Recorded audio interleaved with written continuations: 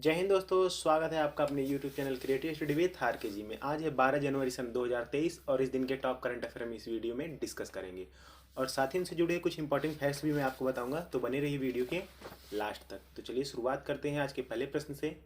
हमारा पहला प्रश्न है, हाल ही में भारत और किस देश के मध्य वीर गार्जियन 2023 का अभ्यास होगा?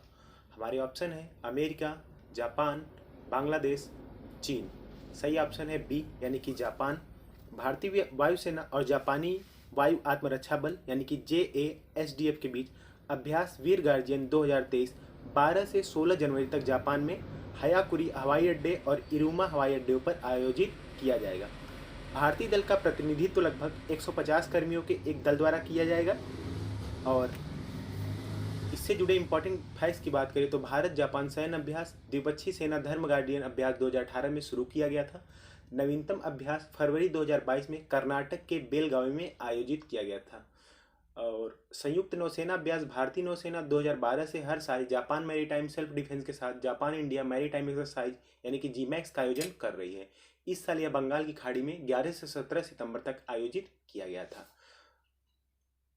और इम्पॉर्टेंट ये अभ्यास है जो कि विभिन्न देशों के साथ और इंडिया के साथ होता है। तो उसमें संप्रीति है इंडिया बांग्लादेश के बीच, मित्र शक्ति है इंडिया और श्रीलंका के बीच, मैत्री एक्सरसाइज है इंडिया और थाईलैंड के बीच। इसके अलावा बहुत सारे और भी हैं जो इंडिया और जापान धर्म गार्जियन है, इंडिया नेपाल के बीच सूर्य किरण है, इंडिया सिंगापुर के बीच सिम्बैक्स है, इंडिया फ्रांस के बीच शक्ति एक्सरसाइज है, इंडिया और थाईलैंड के बीच कॉर्पेट है। तो चलिए अगला प्रश्न देखते हैं।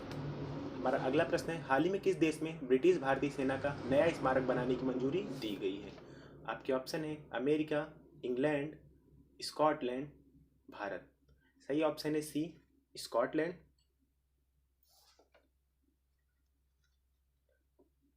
दो विश्व युद्धों के दौरान अंग्रेजों के साथ लड़ने वाले लाखों भारतीय सैनिकों के बलिदान की याद में एक नया ब्रिटिश भारतीय सेना स्मारक स्कॉटिश शहर ग्लासगो में बनाए जाने की मंजूरी दी गई है। ये चित्र में आप देख सकते हैं। इससे जुड़े इंपॉर्टेंट फैक्ट्स की बात करें, मेमोरियल को बनाने वाली संस्था कलरफुल हेरिटेज के अनुसार इस मेमोरियल के जरिए भारत की विविधता को भी दर्शाया जा सकेगा। इसलिए इसमें हिंदू, मुस्लिम, सिख और ईसाई धर्मों के सभी सैनिकों के योगदान की जानकारी दी जाएगी। मेमोरियल में उन सिख और मुस्लिम सैनिकों का योगदान विशेष रूप से दिखाया जाएगा जो दूसरे विश्व युद्ध में भाग लिए थे। बात करें स्कॉटलैंड की कैपिटल की तो एडिनबर्ग है, लार्जेस्ट सिटी यहाँ की ग्लासगो है, करेंसी यहाँ के पाउंड स्टेरलिंग है। अगला प्रश्न है, हाल ही में किस राज्य को डिजिटल बैंकिंग सेवा को सक्षम करने वाला पहला राज्य घोषित किया गया है? ऑप्शन है केरल, उत्तर प्रदेश, पश्चिम बंगाल, कर्नाटक। सही ऑप्शन है ए यानी कि केरल। केरल के मुख्यमंत्री पिनाराई विजयन ने घोषणा की, केरल देश का ऐसा पहला राज्य बन गया है जहां अब पूरी तरह से बैंकिंग सेक्टर डिजिटल हो गया है। बात करें केरल की कैपिटल की तो तिरुअनंतपुरम डिस्ट्रिक्ट यहाँ, और गवर्नर यहाँ के आरिफ मोहम्मद खान है, चीफ मिनिस्टर यहाँ के पिनराई विजयन है, राज्यसभा की 9 सीटें और लोकसभा की 20 सीटें हैं। और बात करें इंपॉर्टेंट फैक्ट्स की तो वर्ष 2021 में केरल के त्रिशूर में पूर्ण डिजिटल बैंकिंग लागू करने वाला पहला जिला बन गया था। डिजिटल क्षेत्र में उन्नति के लिए केरल को हाल ही में 3 डिजिटल इंडिया पुरस्कार भी प्राप्त हुए हैं। केरल ने अभी हाल ही में फाइबर ऑप्टिक नेटवर्क परियोजना भी लॉन्च किया है। इसके अलावा केरल का धर्मदम गांव भारत का पहला पूर्ण पुस्तकालय निर्वाचन क्षेत्र बन गया है। और केरल ने दुनिया का पहला पाम लीफ पांडुलिपि संग्रहालय भी खोला है। उसके अलावा केरल सरकार की उद्यमों का वर्ष परियोजना को सर्वोत्तम अभ्यास मॉडल के रूप में चुना गया है। इसके अलावा यहाँ पर अभी मल्टीफ्लोरा नाम के एक नए पौधे की प्रजाति की भी खोज हुई है। अगला प्रश्न है, हाल ही में विश्व हिंदी दिवस कब मनाया गया है? आपके ऑप्शन है 1 जनवरी, 10 जनवरी, 14 सितंबर, 12 जनवरी। सही ऑप्शन है बी 10 जनवरी। प्रत्येक वर्ष 10 जनवरी को विश्व भर में लोगों में हिंदी भाषा के बारे में जागरूकता फैलाने तथा हिंदी को एक अंतर्राष्ट्रीय भाषा के रूप में प्रस्तुत करने के उद्देश्य से विश्व हिंदी दिवस मनाया जाता है। इंपॉर्टेंट फैक्ट्स की बात करें तो विश्व हिंदी दिवस 2023 की थीम हिंदी को जनमत की भाषा बनाना, बगैर उनकी मातृभाषा की महत्ता को भूले। पहला विश्व हिंदी सम्मेलन 30 देशों से प्रतिनिधियों के साथ 10 जनवरी 1975 को नागपुर में आयोजित किया गया था, यानी पहला विश्व हिंदी सम्मेलन नागपुर में आयोजित किया गया था। इस सम्मेलन की स्मृति में भारत सरकार ने 2006 से 10 जनवरी को विश्व हिंदी दिवस के रूप में मनाने का निर्णय लिया। विश्व हिंदी दिवस प्रतिवर्ष हिंदी दिवस की बात करें तो ये 14 सितंबर को मनाया जाता है। हमारा अगला प्रश्न है और इम्पॉर्टेंट डेट्स देख लेते हैं। जनवरी में जो है तो 4 जनवरी को वर्ल्ड ब्रेल लिपि डे मनाया जाता है, 9 जनवरी को एनआरआई डे और 10 जनवरी को वर्ल्ड हिंदी डे मनाया जाता है। वहीं 1 जनवरी को वर्ल्ड ग्लोबल फैमिली डे भी मनाया जाता है। अगला प्रश्न है हमारा, हाल ही में भारत ने किस देश के साथ राजनयिकों यानी कि डिप्लोमेट्स के प्रशिक्षण में सहयोग के लिए समझौते पर हस्ताक्षर किया है? आपके ऑप्शन है ऑस्ट्रेलिया, स्कॉटलैंड, पनामा, अमेरिका। सही ऑप्शन है सी, पनामा। विदेश मंत्री डी सुब्रमण्यम जयशंकर ने इंदौर में पनामा के विदेश मंत्री जनैना तेवने मेकोमे के साथ हुई द्विपक्षीय बैठक के दौरान राजनयिकों के प्रशिक्षण में सहयोग बढ़ाने के लिए समझौता ज्ञापन पर हस्ताक्षर किए हैं। यह समझौता 17वें प्रवासी भारतीय दिवस में सम्मेलन में भाग लेने के लिए आई पनामा की विदेश मंत्री की यात्रा के दौरान हुआ। ये चित्र में आप देख सकते हैं, ये एस सुब्रमण्यम जयशंकर हैं और जिन्होंने पनामा के साथ राजनयिकों के प्रशिक्षण में सहयोग के लिए समझौते पर हस्ताक्षर किया। इंपॉर्टेंट फैक्ट्स की बात करें तो पनामा मध्य अमेरिका का सबसे दक्षिणतम राष्ट्र है और यह देश पनामा नहर के लिए जाना जाता है, जिसे 1914 में खोला गया था। और बात करें राजधानी की तो इसकी राजधानी पनामा शहर है, मुद्रा है का बाल्बोआ है, राष्ट्रपति है कि लॉरेंटिनो कॉर्टिजो है।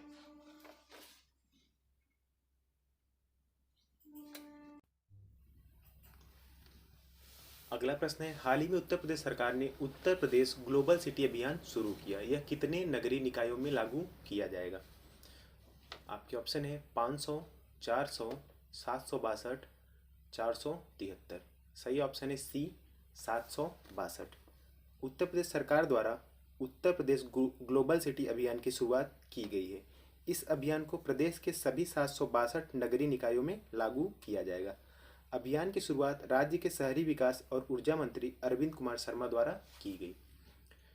इंपॉर्टेंट फैक्ट की बात करें तो इस अभियान का उद्देश्य राज्य में शहरी क्षेत्रों को वैश्विक मानकों तक लाना है, जिसमें शहरी सुविधाओं में सुधार, वायु गुणवत्ता, स्वच्छता और सौंदर्यीकरण के साथ साथ उचित कचरा निपटान भी शामिल है।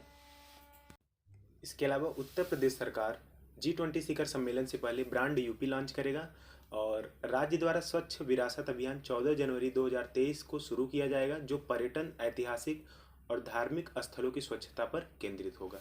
इसके अलावा यूपी 2023 खेलो इंडिया यूनिवर्सिटी गेम्स की भी मेजबानी करेगा और केंद्र ने उत्तर प्रदेश के दुधवा पीलीभीत में तराई हाथी रिजर्व की स्थापना को मंजूरी दे दी है। अगला प्रश्न है, हाल ही में नाटू नाटू गीत ने सर्वश्रेष्ठ मूल गीत के लिए ऐतिहासिक गोल्डन ग्लोब अवार्ड जीता। यह किस फिल्म का गीत है? ऑप्शन है RRR, कश्मीर फाइल्स, कंतारा या छेल्लेसो। सही ऑप्शन है ए, RRR। साउथ सिनेमा की फिल्म RR ने 80वां गोल्डन ग्लोब अवार्ड 2023 पुरस्कार समारोह में इतिहास रच दिया है। फिल्म के तेलुगु गीत नाटू नाटू को बेस्ट सॉन्ग का पुरस्कार मिला है। और इससे जुड़े इम्पोर्टेंट फैक्ट्स की बात करें तो यह प्रतिष्ठित गीत पुरस्कार जीतने वाला पहला भारतीय गीत है, यानी नाटू नाटू पहला भारतीय ऐसा गीत है जिसने गोल्डन ग्लोब अवार्ड जीता है। इसके अलावा गोल्डन ग्लोब अवार्ड 2023 पुरस्कार में फिल्म RRR को 2 श्रेणियों में नामांकन मिला था, जिनमें एक सर्वश्रेष्ठ फिल्म गैर अंग्रेजी और दूसरा सर्वश्रेष्ठ मूल गीत चलचित्र शामिल है। यह फिल्म राजमौली द्वारा निर्देशित है। राजमौली ने हाल ही में सर्वश्रेष्ठ निर्देशन के लिए प्रतिष्ठित न्यूयॉर्क फिल्म क्रिटिक सर्कल का पुरस्कार भी जीता है। अगला प्रश्न है, हाल ही में किस राज्य में 7वें ग्लोबल इन्वेस्टर समिट का उद्घाटन किया गया है? ऑप्शन है उत्तराखंड, बिहार, मध्य प्रदेश, असम। सही ऑप्शन है सी, मध्य प्रदेश। पीएम नरेंद्र मोदी ने 11 जनवरी को इंदौर में राज्य सरकार के प्रमुख कार्यक्रम ग्लोबल इन्वेस्टर समिट के 7वें संस्करण का आभासी रूप यानी कि वर्चुअल रूप से उद्घाटन किया। बात करें मध्य प्रदेश की तो इसके मुख्यमंत्री शिवराज सिंह चौहान, गवर्नर मंगू भाई सिंह पटेल और राजधानी भोपाल है। रिलेटेड फैक्ट्स की बात करें तो 2 दिवसीय शिखर सम्मेलन का विषय मध्य प्रदेश भविष्य के लिए तैयार राज्य है। मध्य प्रदेश की राज्य सरकार द्वारा पेसा एक्ट को लागू किया गया था हाल ही में, और इसके अलावा दुर्गावती टाइगर रिजर्व नामक एक नया टाइगर रिजर्व यहाँ पे बनाया जाएगा। उसके अलावा 17वां प्रवासी भारतीय दिवस जो कि अभी 9 जनवरी को हुआ है 2023 इंदौर में आयोजित किया जाएगा।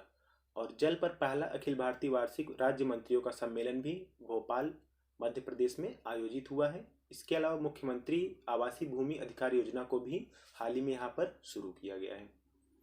अगला प्रश्न है, हाल ही में किस राज्य में छेर छेरा महोत्सव का आयोजन किया गया? ऑप्शन है बिहार, छत्तीसगढ़, झारखंड, ओडिशा। सही ऑप्शन है बी, छत्तीसगढ़। छत्तीसगढ़ के मुख्यमंत्री भूपेश बघेल द्वारा राजधानी रायपुर के दूधाधारी मठ में पारंपरिक पर्व छेर छेरा महोत्सव का आयोजन किया गया। राजधानी इसकी रायपुर है। राज्यपाल यहाँ के अनुसुईया उइके और मुख्यमंत्री भूपेश बघेल हैं। इससे जुड़े इम्पोर्टेंट फैक्ट्स की बात करें तो छेर छेरा महोत्सव पौष हिंदू कैलेंडर माह की पूर्णिमा की रात को मनाया जाता है। इस दिन भगवान शंकर ने माँ अन्नपूर्णा से भिक्षा मांगी थी, इसलिए लोग इस दिन धान के साथ हरी सब्जियों का दान करते हैं। हमारा अगला प्रश्न है, हाल ही में क्रिकेटर ड्वेन प्रेटोरियस ने अंतर्राष्ट्रीय क्रिकेट से संन्यास की घोषणा की। यह किस देश से संबंधित है? ऑप्शन है Australia, England, south Africa, West Indies. सही ऑप्शन है सी, साउथ अफ्रीका। दक्षिण अफ्रीका के ऑलराउंडर ड्वेन प्रेटोरियस ने 9 जनवरी 2023 को अंतर्राष्ट्रीय क्रिकेट से संन्यास लेने की घोषणा की है। ये चित्र में आप देख सकते हैं, साउथ अफ्रीका के ऑलराउंडर ड्वेन प्रेटोरियस हैं। और इम्पोर्टेंट फैक्ट्स की बात करें तो क्रिकेट साउथ अफ्रीका यानी CSA ने इसकी पुष्टि की। उन्होंने 2016 से अंतर्राष्ट्रीय क्रिकेट में पदार्पण किया था। 33 वर्षीय ड्वेन ने क्रिकेट के तीनों प्रारूपों में दक्षिण अफ्रीका का प्रतिनिधित्व किया। उन्होंने 30 T20 इंटरनेशनल, 27 वनडे और 3 टेस्ट मैच खेले, इसमें से 2 विश्व कप भी शामिल है। प्रेटोरियस ने 2021 में पाकिस्तान के खिलाफ 5-17 के साथ T20 अंतर्राष्ट्रीय में गेंदबाजी में अपना सर्वश्रेष्ठ प्रदर्शन किया था। हमारा अगला प्रश्न है, हेनले पासपोर्ट इंडेक्स 2023 में कौन सा देश लगातार 5वीं बार शीर्ष पर है? ऑप्शन है सिंगापुर, जापान, अमेरिका, नॉर्वे। सही ऑप्शन है बी यानी कि जापान। नवीनतम हेनले पासपोर्ट इंडेक्स के अनुसार जापान ने दुनिया में सबसे अनुकूल पासपोर्ट के रूप में अपना स्थान बरकरार रखा है, जो 193 वैश्विक गंतव्यों में वीजा मुक्त प्रवेश की अनुमति देता है। इससे जुड़े इम्पॉर्टेंट ये चित्र उसी का लग गया है, सॉरी। इम्पॉर्टेंट फैक्ट्स की बात करें तो सिंगापुर और दक्षिण कोरिया रैंकिंग में संयुक्त रूप से दूसरे स्थान पर है। उसके बाद जर्मनी और स्पेन और फिर कई अन्य यूरोपीय राष्ट्र हैं। रैंकिंग में भारत 85वें स्थान पर है। 2022 में भारत की रैंक 83 थी। भारतीय पासपोर्ट धारक 59 देशों में वीजा मुक्त यात्रा कर सकते हैं। हालांकि 2022 में ये संख्या 60 थी। मॉरिशस और उज्बेकिस्तान के पासपोर्ट भारत के पासपोर्ट जितने ही शक्तिशाली हैं। आज की वीडियो यहीं समाप्त होती है। पूरा वीडियो देखने के लिए धन्यवाद।